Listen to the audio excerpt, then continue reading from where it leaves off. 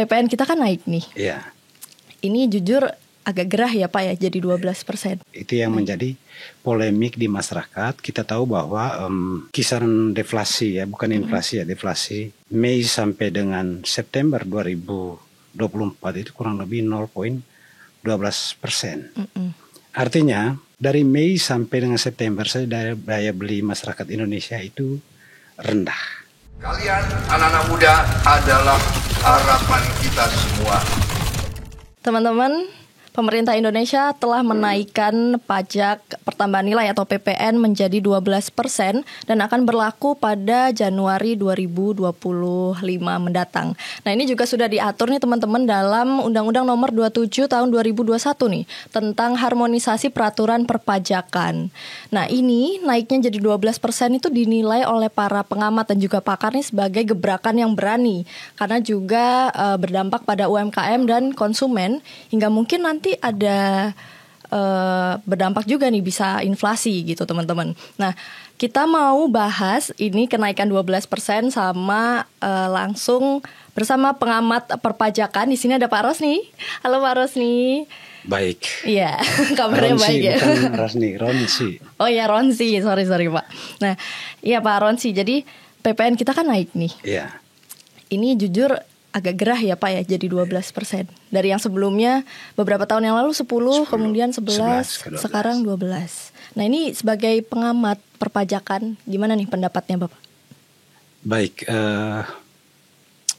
Mbak Margaret, memang saya sendiri juga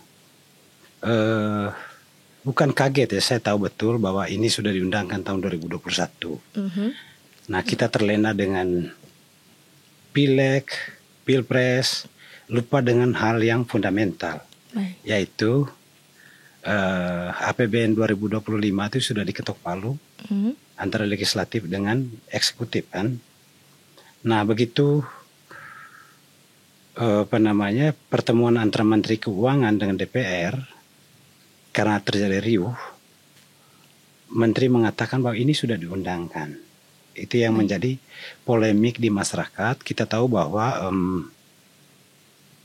kisaran deflasi ya, bukan inflasi ya, deflasi Mei sampai dengan September 2024 itu kurang lebih 0,12%.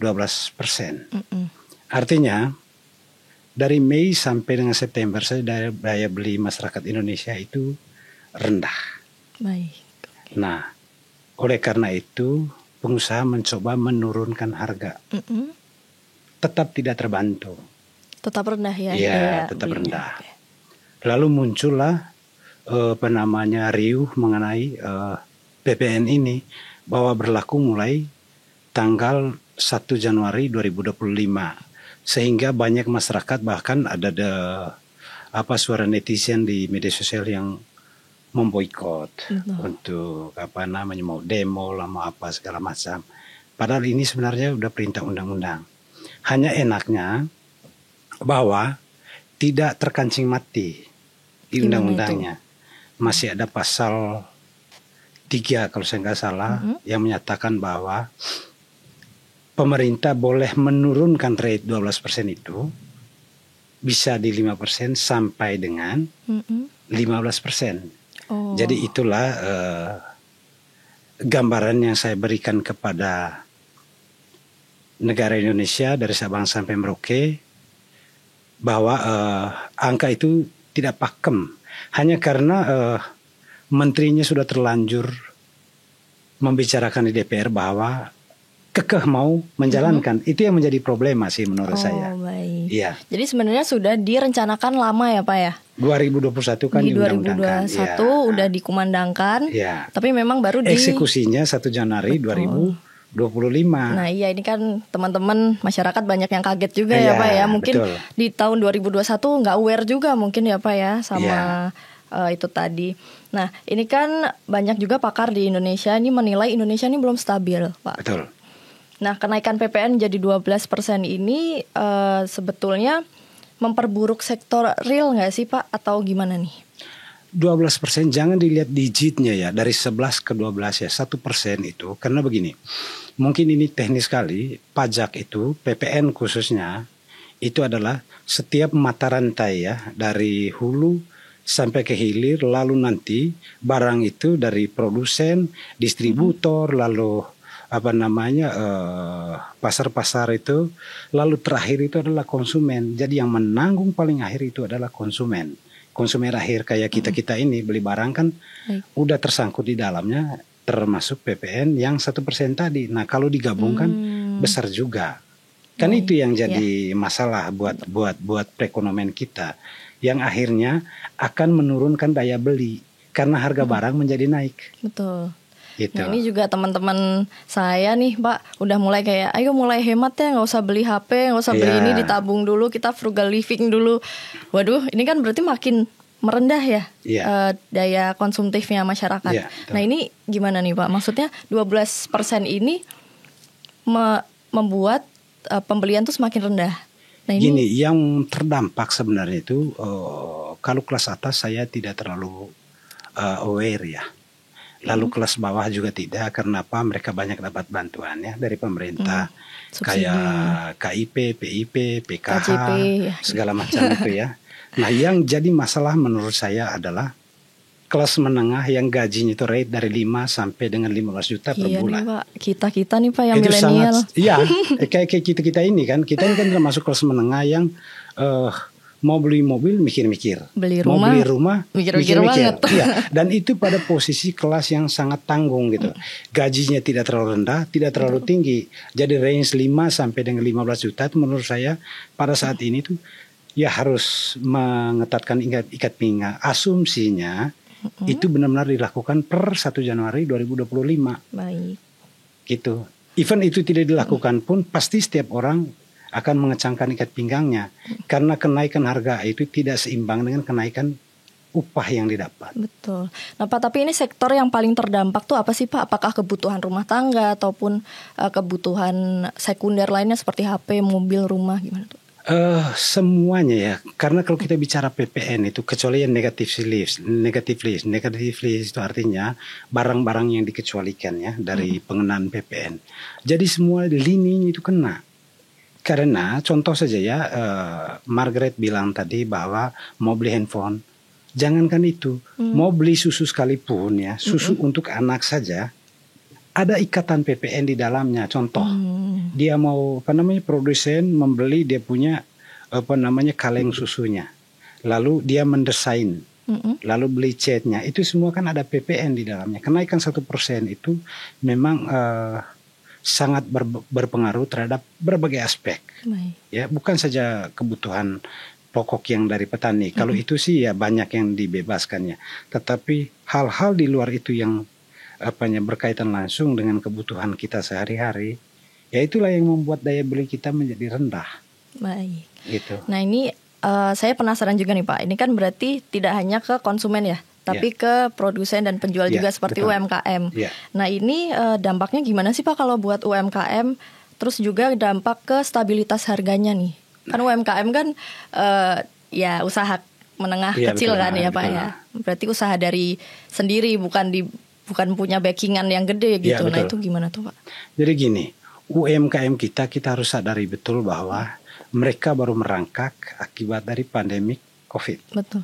Itu baru jujur ya. Naik ya Pak ya. Kebanyakan kita punya UMKM itu kan yang memang dia mau ke bank mikir-mikir karena banyak persyaratan, betul. Jadi dia berusaha betul-betul dari nol. Begitu pandemik datang, dia tersungkur. Oke. Baru berjalan 1-2 tahun, ada lagi isu kenaikan PPN. Nah, oleh karena itu, menurut saya, kebijakan ini kalaupun kena, akan berdampak langsung kepada mereka. Karena contoh saja, mereka membeli bahan baku kan, itu pasti ada PPN yang naik gitu. Betul. Mereka mau naikin harga, daya beli rendah. Kan itu yang ada dalam benak mereka. Sehingga memang pilihannya ya, apakah mem-PHK karyawan, kan itu solusi akhir dari mereka. Betul. Pengusaha kan. Instannya ya. Ya instannya. Kalau umpamanya supaya saya tetap survive dengan harga yang tinggi, apakah saya mau PHK karyawan atau tidak? Jadi di sini ya pilihannya kayak buah si malakama gitu. Jadi saya mau terima ini kenaikan dengan risiko saya rugi, ya kan, karena nggak ada pembeli. Betul, contoh nggak ada pembeli. Sepi kan. Pembeli ya Pak? Iya. Atau untuk mengurangi ongkos produksi, ya memecat karyawan. Sebelum pelaksanaan PPN itu dinaikkan pun sudah banyak perusahaan di mana-mana kan, PHK terjadi di mana-mana. Itu kita harus akui, nggak boleh tutup mata. Pengangguran kita itu besar sekali sekarang ini. Hanya belum ada data resmi dari pemerintah yang mengatakan bahwa total pengangguran sarjana D3 yang ada sekarang itu berapa. Karena agak sulit ya Pak ya, kayaknya mendata seluruh Indonesia nih. Nah itu keruwetan negara sebenarnya sih. Iya, betul, sebenarnya ada badan yang mendata itu, cuma belum maksimal cara kerjanya. Ini koreksi ya, belum efektif cara kerjanya untuk mendata. Karena nanti hasil akhirnya adalah untuk mengetahui berapa sih produksi domestik bruto kita yang sebenarnya. Kita harus malu kan dengan negara lain kan. Iya, kok rendah sekali gitu. Kalau menurut saya rendahnya itu sebenarnya karena itu tadi basis perhitungannya itu belum ada data yang akurat. Baik. Itu Tapi, sih Margaret. Ini kan Bu Sri Mulyani ya yang mengatakan bahwa PPN ini akan naik. Nah itu pertimbangannya tuh seperti apa sih Pak sampai harus naik ini tadi? Selain karena memang sudah terlanjur dibicarakan di parlemen. Gitu. Pertimbangan krusialnya nih apa nih Pak? Nah kan begini, kita punya target penerimaan itu kan tinggi sekali di 2025. Kita ingat bahwa banyak proyek ambisius. Tanda petik ya, bukan ambisius untuk ini mercusuar, tidak. Memang itu harus dilakukan dan sudah disepakati. Sehingga proyeksi pengeluaran kita itu besar. Nah sumbernya dari mana? Ya dari pajak kan. Lebih dari 70%, hampir 80% kan dari pajak. Betul. Nah oleh karena itu kesepakatan mereka dulu itu ya bahwa PPN itu harus dinaikkan. Kan itu yang jadi masalah. Setelah dinaikkan, di tengah jalan terjadi ada perubahan pemilihan presiden Amerika, ya kan? Perubahan pemilihan presiden di Indonesia. Belum mulai sekarang, kita baru selesai pilkada. Nah, semua aspek itu mempengaruhi apa roadmap yang sudah dibuat oleh pemerintah dan legislatif kan di 2021 kan. Bahwa ini kejadian yang bukan karena direncanakan, karena proyeksi itu tidak memperhitungkan itu. Bahwa dulu asumsi makroekonomi kita itu adalah mungkin harga CPO, kenaikan inflasi, lalu pengangguran, daya beli masyarakat semua. Cuma aspek-aspek kecil ini yang belum terpikirkan, sehingga sebaiknya menurut saya dengan adanya hal yang di luar dugaan ini, kalau boleh ditunda dulu. Bukan berarti tidak boleh, ditunda dulu. Karena memang daya beli kita lagi rendah. Dipikirkan matang-matang dulu ya Pak ya. Matang dulu. Oke, ini kan daya beli kita berarti jadi rendah Pak, karena PPN ini naik. Nah itu gimana cara supaya kebijakan PPN 12% ini jadi efektif nih Pak? Kan pasti karena PPN naik, pembelinya jadi semakin irit-irit gitu kan Pak ya? Betul, nah itu gimana agar kebijakan ini tuh sebenarnya bisa berlangsung dengan baik gitu, berlangsung semestinya? Tidak ada solusi lain ya. Menurut saya untuk sementara apapun ceritanya, toh kemarin Pak Luhut saat Hari Guru Nasional kalau saya nggak salah atau apa ya, sebagai Ketua Dewan Ekonomi Nasional kan dia sudah mengatakan bahwa kemungkinan ditunda. Nah itu angin segar buat kita. Iya dong ya. Walaupun dibantah sama sama Pak Erlangga bahwa belum dibahas, tetapi saya yakin betul kalau Pak Prabowo mendengar ini dengan Gibran mendengar ini, mereka akan merevisi itu. Dan karena ada kemungkinan adanya demo-demo juga nggak sih Pak kalau misalnya ini tetap ditetapkan gitu? Saya sih tidak mengharapkan demikian ya, karena demokrasi kita juga sudah agak matang. Tidak berharap bahwa masyarakat itu harus turun ke jalan. Kenapa sih harus turun ke jalan? Melalui podcast seperti ini, bicara di televisi, itu adalah solusi yang paling lebih soft gitu. Kan tetap aja pemerintah mendengar, apalagi dengan adanya dunia maya di mana-mana orang bisa mengeluarkan unek-uneknya dengan jarinya aja udah bisa. Pasti terdengar tuh sampai ke Senayan dan di istana. Itu sih Margaret. Oke Pak. Nah ini kan tadi kita membahas daya beli yang rendah ya. Nah ini kan juga berdampak pada investasi nih Pak. Jika daya beli turun, ini kan investor jadi enggan ke Indonesia. Betul. Jadi ini peraturan tidak sejalan dengan target pemerintah yang ingin mendatangkan banyak investor ke depannya. Nah ini gimana nih Pak antara korelasi? Itu bagus tuh, itu pertanyaannya sangat esensial. Jangan lupa pasca pelantikan Presiden Prabowo itu dia ke berbagai negara ya, China, Peru, Sibuk lalu sekali Bapak. Brasil, Amerika, ya, lalu ke Timur Tengah. Jangan lupa dia mengungkapkan bahwa dia membawa 18,5 billion dolar, ya dong.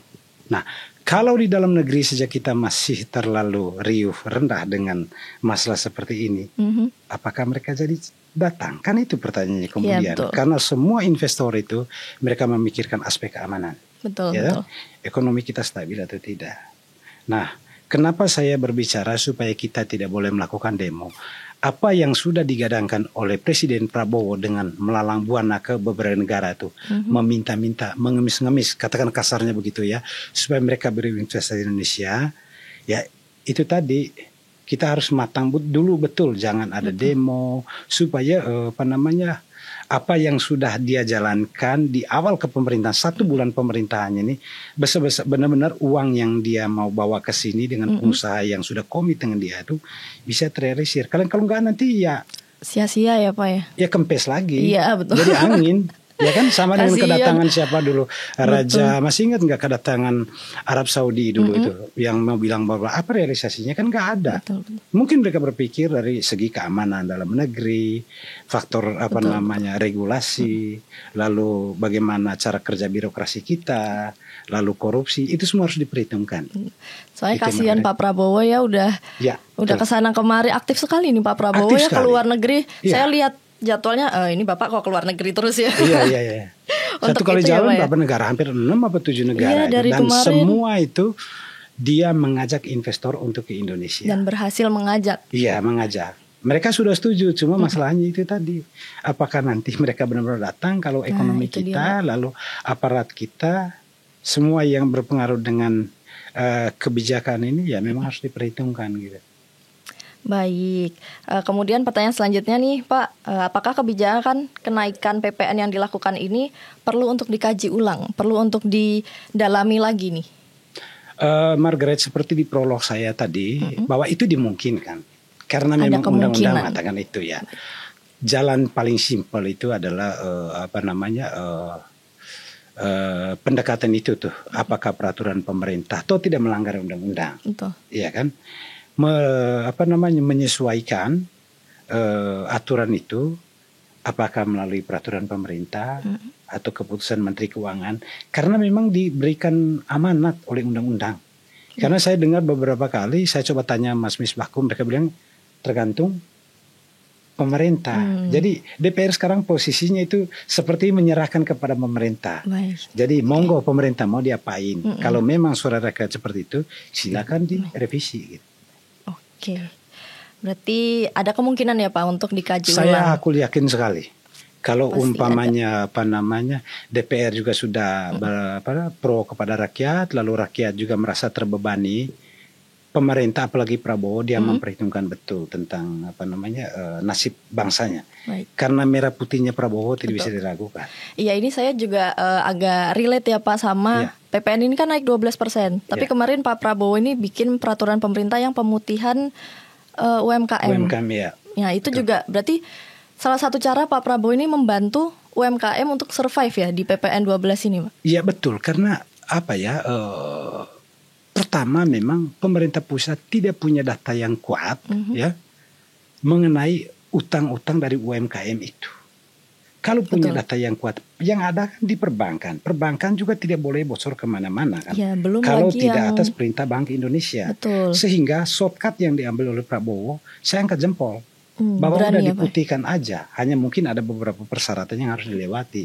Nggak serta-merta, Betul. kita pinjam untuk judi, lalu diputihkan. Nggak bisa, menurut saya. Iya, karena Nggak fair, UMKM juga bisa pinjam ke pinjaman online ya Pak ya. Jadi ya, itu kan. yang Karena sulit apa? terdata ya itu. Kenapa dia bisa pinjam ke online? Karena itu gimana, Pak? lebih cepat dan tidak ribet. Kalau ke bank kan harus agunan. Iya, betul. Itu yang makanya saya bilang cara berpikirnya Prabowo itu bagus ya. Artinya dia melihat kendala masyarakat di bawah ini utang mereka terlalu besar ya. Kalau digabung-gabungkan besar sekali itu. Kita coba potong dulu di tengah jalan ini. Potong dulu, pemerintah mendanai. Betul. Supaya bisa berkembang lagi, supaya kita jadi mandiri gitu, tidak tergantung kepada negara lain, itu sih. Karena total yang dipotong, yang diputihkan ini juga lumayan ya Pak ya. Iya, ada saya belum sekitar baca ya. 1 juta UMKM. Itu lumayan. Itu lumayan sekali kalau setiap 1 juta 100 juta aja dari situ, itu udah tinggal, itu udah berapa duit. Betul. Nah Pak, tapi ini kan peraturan yang cukup berani. Ya. Nah, ada nggak sih peraturan lain yang misalnya lebih urgent gitu dari PPN 12%? Selain PPN 12% itu, kalau menurut saya sih pertama sekali itulah stabilitas keamanan kita itu ya, kita bicara makro, stabilitas keamanan kita bagus, lalu percepatan daya kerja dari birokrat kita yang tidak bertele-tele, lalu kedua kerjasama antara instansi sehingga ada sinkronisasi antara satu kementerian dengan kementerian yang lain gitu. Sehingga itulah yang menyebabkan data kita itu jadi data matang. Baik. Bukan parsial, jadi kerjanya simultan sehingga disodorkan ke presiden data yang sudah matang. Sehingga presiden mengambil kebijakan itu berdasarkan data yang valid gitu. Data kita kan, saya secara pribadi ya, ini bukan common sense, tapi pribadi saya mengatakan banyak data kita yang tidak terlalu bagus gitu ya. Tidak sesuai dengan keadaannya sebenarnya. Baik Pak, mungkin ini selanjutnya adalah edukasi nih kepada generasi milenial yang kayak saya nih umur-umur riskan ya, pengen beli ini, pengen beli itu, impulsif buying gitu. Kalau di era PPN 12% ini apa sih yang harus kita lakukan nih Pak untuk lebih menjaga keuangan? Untuk anak-anak muda, banyak senior-senior ya pengusaha itu ya yang mengatakan bahwa berusaha untuk menahan diri itu penting juga ya. Betul. Karena generasi kalian adalah generasi yang mau dibilang konsumtif sekali juga, kan tergantung isi dompet kan. Betul. Jadi untuk sementara wait and see sambil ekonomi kita matang, bertahan saja dulu dengan apa adanya. Jadi jangan jangan gengsi teman-teman. Sikap konsumerisme itu agak ditahan dulu. Tetapi di balik itu saya tetap angkat jempol dengan anak-anak milenial bahwa sekarang mereka tuh banyak sekali melakukan buat kafe di pinggir jalan, buat podcast. Itu kan mendatangkan uang itu nggak gampang. Jadi banyak sekali hal-hal yang harus dikerjakan. Tidak harus berharap menjadi PNS, tidak harus berharap menjadi karyawan. Jadi anak-anak muda kita tuh sudah menurut saya mindset cara berpikir generasi apa kalian Y atau Z atau Alpha itu sudah bagus lah. Jadi mereka dengan sendirinya hasil pergaulan lalu pengamatan, karena dunia sudah tidak terbuka di dalam genggaman kita mengetahui orang Amerika, orang Afrika, orang Timur Tengah, Amerika Latin, dimanapun mereka tahu generasinya sekian sama. Bebas ya Pak ya. Berusaha untuk mendapatkan uang. Oke, nah terakhir nih Pak, pertanyaan terakhir ini untuk pemerintah nih. Bila nanti terrealisasikan 12% ini PPN, apa yang harus dilakukan pemerintah agar menjaga stabilitas harga dan juga transparansi penggunaan pajak? Nah, ini bagus juga ya, pertanyaan seperti ini bagus ya. Kalau tetap dijalankan apa yang dilakukan? Pertama, untuk menjaga trust masyarakat, jangan dipertontonkan yang namanya korupsi di depan publik. Bukan berarti disembunyikan, tidak. Artinya memang korupsi itu udah harus hal yang tidak diperbolehkan. Kenapa sih selama ini kaum milenial itu apatis terhadap negara? Karena yang ditontonkan itu adalah uang dari orang tua mereka yang bekerja, uang dari mereka sendiri yang dibelanjakan, itu dihabiskan oleh orang-orang yang tanda kutip lagi saya bilang berhasrat untuk menyolong uang negara. Jadi kalau memang tetap dijalankan, ya jangan tontonkan hal yang tidak tidak sepatutnya gitu. Itu sih saran saya. Harus gitu. dirubah Kelola juga keuangan ya benar-benar transparan. Lalu Prabowo juga akhir-akhir ini bilang bahwa perjalanan dinas dari ASN itu ke luar negeri dipangkas. Itu kan salah satu jalannya bagus. Berarti banyak anggaran juga yang dipangkas ya untuk kedepannya nih. Iya. Karena saya juga hidup di keluarga PNS nih Pak. Iya. Sering sekali lihat bapak, ibu, kakak itu dinas luar kota dan lain sebagainya di hotel. Ya gitulah ya.